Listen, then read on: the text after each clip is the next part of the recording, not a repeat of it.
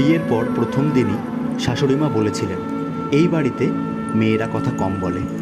সকাল থেকে রাত অদিতি শুধু কাজ করত। রান্নাঘর, ঘরদোর মোছা, সবার কাপড় ধোয়া, তার হাতের ছোঁয়া ছাড়া কিছুই চলতো না। মাঝে মাঝে অদিতির খুব ইচ্ছে করত নিজের বাড়ি ফিরে যেতে, মাকে জড়িয়ে ধরে কাঁদতে। কিন্তু শ্বশুরবাড়ির নিয়ম আর স্বামীর নীরবতা তাকে কথা বলার সুযোগ দিত না। একদিন বৃষ্টির দিনে অদিতির খুব জ্বর এলো। শাশুড়িমা তাচ্ছিল্যে সুরে বললেন, এত নাটক করিস না, কাজ পড়ে আছে অনেক। অদিতির চোখে তখন জল, আর মনে জমেছে দীর্ঘদিনের ক্ষোভ। সেদিন বিকেলে যখন সবাই খেতে বসলো, অদিতির রান্নাঘরের দরজাটা ভেতর থেকে বন্ধ করে দিল।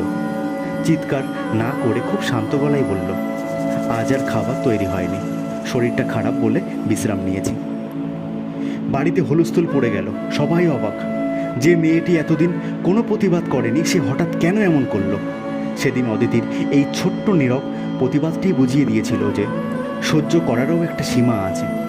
সেই থেকে অদিতির শ্বশুরবাড়িতে আর কেউ তাকে কেবল কাজের মানুষ বলে ভাবতে সাহস করেনি।